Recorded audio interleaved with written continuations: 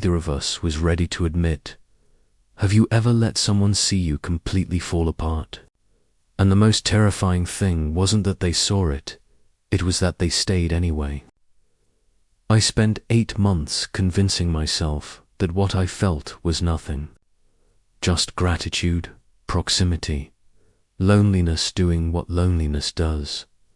But there was this one afternoon by a pool, a stupid, ordinary Tuesday afternoon, and something slipped that I'd been holding so carefully for so long. And after that, nothing between us was ever the same. I need to tell someone this story. I've carried it alone long enough. The pool at our apartment complex was the kind of place nobody actually used. It was tucked behind the building, partially shaded by an overgrown oak tree that dropped leaves into the water no matter what season it was. The chairs were plastic and faded. The drain made a sound like it was slowly giving up on life. Nobody came out here except to cut through to the parking lot, except Marcus. He came out here to think. I'd figured that out sometime in month 3 of living with him. Whenever the apartment got quiet in a certain way, that specific, pressurized quiet that meant something was sitting heavy on him, he'd grab a water bottle and disappear for 40 minutes. He never said where he was going. I just knew, eventually. I knew a lot of things about him that I was never supposed to know. That Tuesday, I followed him, not in a weird way. I want to be clear about that. I wasn't following him like that. I'd had a bad phone call with my mother. The kind where she doesn't say anything cruel outright, but you hang up feeling like something inside you just got wrung out and hung up to dry. I needed air. I needed to not be alone in that apartment, staring at the walls. So I grabbed my book. I don't even remember what book. I never opened it, and I went to the pool. He was already there, sitting on the edge with his feet in the water, elbows on his knees, looking at nothing. He was wearing an old grey t-shirt and swim shorts. His shoulders were doing that thing they did when he was carrying, something he hadn't figured out yet. He looked up when he heard the gate creak, and for just a second, just a fraction of a second, his face did something. It softened, not in a way most people would catch. Marcus didn't do big expressions. He never had. His face was mostly calm and unreadable, the kind of face that made you wonder if anything ever really got through to him. But I'd been living with him for 3 months at that point, and I'd been paying attention in the way that you pay attention to something you're trying very hard not to think about too carefully. His face softened, and then he looked back at the water. "Phone call," he said. Not a question. I stopped at the edge of the pool, a few feet from him. "How did you know? You get this look." "What look?" He tilted his head slightly, the way he did when he was choosing words. Like someone told you something you already knew was coming, but it still landed. I stood there for a moment. I didn't know what to do with that. I never knew what to do with the things Marcus said, because he said so few of them. But the ones he did say were always exactly right in a way that felt almost unfair. I sat down beside him, put my feet in the water. We didn't say anything for a few minutes. The oak tree moved in the breeze. A leaf fell into the pool and drifted slowly toward the drain. And then he asked, quietly, "You okay?" And that's where I made my mistake. Because I said no. I said it before I could stop myself. I said it like the word had been sitting in my throat for months, waiting for someone to ask the right question at the right moment in the right quiet voice. And it just fell out. "No," I said. "Not really." He turned to look at me, and I made myself look back. And there it was, that thing I spent every day trying to convince myself I was imagining. That stillness in him that somehow felt like a tension, like the whole weight of a person suddenly focused on you. My chest did what it always did when he looked at me like that, and I knew, right then, sitting at the edge of that sad little pool with my feet in too cold water and a book I'd never open in my lap, I knew I was completely undone. But this didn't start at the pool. Not really to understand what that afternoon actually broke open. You need to know what the 8 months before it were. You need to know how it started, and how hard I fought to keep it from becoming what E.T. moved into that apartment in October because I had nowhere else to go. That's the honest version. The version I told people was that I was starting fresh, or getting out of a bad situation, or ready for a change. All of those things were technically true, but the real truth was simpler and less cinematic. My last relationship had ended in a way that left me hollowed out. I'd let a lease lapse because I could barely remember to eat, and a college friend named Dev had called me and said his roommate just bailed. And did I need a place? I said yes before he finished the sentence. Dev and I lasted 6 weeks as roommates, before he got a job offer in another city and left me with a 2-bedroom apartment, 1 month's prepaid rent, and a panicked group chat looking for someone to take his room. Marcus responded to the listing at 11:30 at night with 3 sentences. I'm quiet. I work odd hours. I'll pay first and last up front. I said yes before I met him. He showed up 2 days later with a truck, a friend who helped carry boxes and left immediately, and a very small cactus he set on the kitchen windowsill without explanation. He shook my hand. He looked me in the eye. He said, I appreciate this. I won't make your life difficult. And then he went to his room and unpacked. That was it. That was Marcus's introduction to my life. I told myself I'd barely notice him the first time. I really noticed him was 3 weeks in. I'd had a bad night. Not an unusual thing. Bad nights were my default at that point. I'd been struggling with a depression that I kept insisting was just stress. The kind of insistence that fools nobody, especially not yourself. I was up at 2 in the morning, sitting at the kitchen table with a cup of tea I'd forgotten to drink and a feeling sitting on my chest like a stone. I heard his door open. I didn't move. I was hoping he'd see the light, assume I was just up late, and go back. I wasn't in a state to perform okay. I didn't have the energy. He walked into the kitchen and stopped. He took in the untouched tea. The way I was sitting, the general atmosphere of someone slowly becoming part of the furniture. He didn't say anything about any of it. He just went to the cabinet, took out a glass, filled it with water, and put it on the table in front of me, like a quiet command. Drink, he said. I looked at the glass. I looked at him. He was already moving to the fridge, pulling out leftovers from the place on 5th Street he'd ordered from twice that week, putting them in the microwave without asking, without explaining, without turning around. When the microwave beeped, he brought the plate over and sat down across from me. You don't have to talk, he said, but you should eat something. I ate something. We sat in silence for 25 minutes. He scrolled his phone. I slowly came back into my body. The stone on my chest didn't go away, but it got lighter. There's something about another person just being present.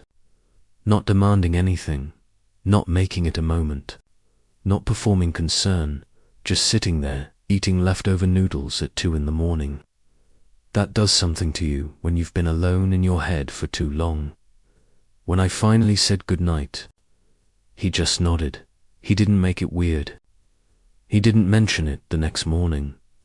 But after that, I started paying attention to him. Here is a list of things I noticed about Marcus in the weeks that followed. He made coffee every morning at 6, even on his days off, even when he'd clearly slept poorly. The routine seemed to matter to him more than the sleep. He drank it standing at the kitchen counter, looking out the window at the parking lot like he was thinking about something specific, but had decided not to pursue it. He never watched anything loud after 10 p.m. If he was up late, he'd have his headphones in.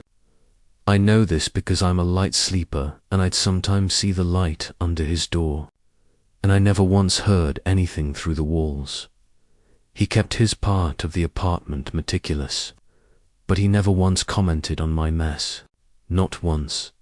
Even when I left dishes in the sink or mail spread across the counter or shoes in the hallway, he'd occasionally just quietly move something, like he was tidying the air around me without making me feel like a burden. He had exactly 2 photographs in his room that I saw the one time. I helped him hang a curtain rod he couldn't reach from his desk chair. One was an older man who looked like an older version of him, standing in front of a truck with that same calm half expression. The other was a group of men in what looked like military gear, grinning, somewhere very hot and very dusty. He never talked about either photo. I never asked. He laughed rarely. But when something actually got through a line in a movie, an absurd coincidence, a joke I made without expecting it to land, it was this quiet, sudden thing, like a door opening in a house you thought was empty. I started trying to make him laugh, not intentionally at first, and then absolutely intentionally. That was the first warning sign I ignored. The second warning sign came on a rainy Thursday in December. We'd both ended up at home, unexpectedly, for the entire day. He had a shift get cancelled. I was working from home and my VPN kept crashing. We orbited the apartment in that careful way you do with someone you live with but haven't quite figured out. Staying in your respective zones, saying the necessary things, maintaining the comfortable distance. By mid-afternoon, the rain was the kind that makes everything outside look painted on and the inside feel very small. He was on the couch reading something for work. I was at the table failing to focus on anything. The rain hit the windows in these long, slow sheets. "Marcus," I said, and I didn't even have something to say. I just said his name because the silence had gotten a specific weight. He looked up. "Do you ever feel like your eyes started again? Like your life is exactly what it should look like from the outside, but something is still just slightly wrong?" He put the papers down. He looked at me for a moment. "Every day," he said. "I didn't expect that. I expected deflection, or a light reframe, or a question turning it back to me. I did not expect 2 words delivered with 0 performance, just complete flat honesty, like a fact about weather, really." I said. He nodded once, picked his papers back up, and then, after a pause, without looking up, "I think most people feel that. They just don't say it."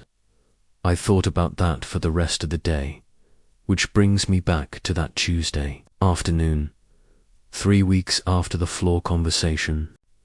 3 weeks of careful, slightly charged normalcy, like we were both walking around something fragile, making sure not to knock it over. He'd said I mattered to him. He'd said he didn't know what to do with that.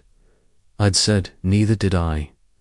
WED, both gone to bed without resolving anything.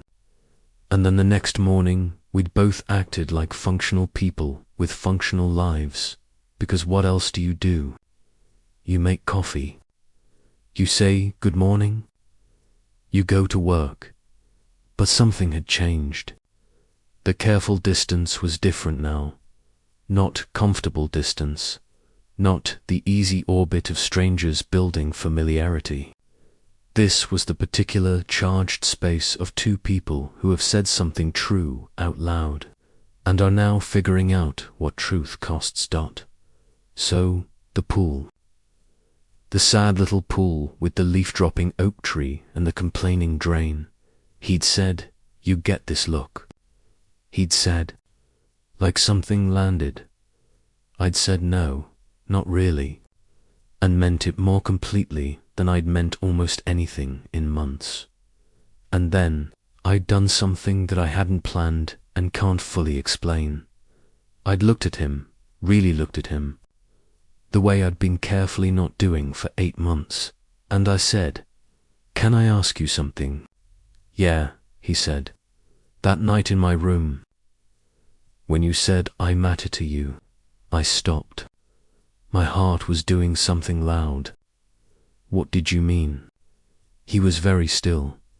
"What I said," he said, "careful. That's not an answer." "Liam, I know this might be," I stopped. Tried again. "I know this might make things strange. But I pressed my palm flat on the warm concrete beside me, grounding myself. "I've been carrying something around for a really long time, and I'm so tired of carrying it alone. And I think there might be a chance you understand what I'm talking about. And if I'm wrong, I need you to just tell me clearly so I know, so I can stop." The pool made its drain sound. A leaf fell. Marcus looked at the water for a long, long moment. Then he looked at me, and his face did that thing, that softening, fully this time. No fraction of a second. All the way. "I'm not going to tell you you're wrong," he said. My breath left me. "Marcus, I don't." He stopped, ran one hand over his jaw, a gesture I knew meant he was working through something that didn't have easy words. "I've been trying to figure out what this is. For me, for a while. I don't have clean answers. That's okay," I said, and I meant it. "I'm not asking for clean answers. I know what I feel when you're in the room," he said quietly. "I know what it feels like when you're not. I know I made you tea, and I don't even drink tea, and I don't fully know what that means, but I know what it felt like to do it." He looked at me directly. "Is that enough to start with?" I thought about 8 months. I thought about tuna morning noodles and a small cactus on a kitchen windowsill, and a voice saying, "You matter to me," in the dark. I thought about all the things I'd catalogued and questioned and talked myself out of. "Yeah," I said, "that's enough." We sat at the edge of that sad pool for a long time. The afternoon went golden around us. At some point, I couldn't tell you exactly when, his shoulder came to rest against mine. And I didn't move away. And he didn't move away. And it wasn't everything. It wasn't resolved. He was still figuring out what things meant for him. And I was still carrying my scars, and there was a lot of conversation we hadn't had yet. There was no neat bow, no declaration, no moment where the music swelled, but his shoulder was warm against mine, and neither of us moved.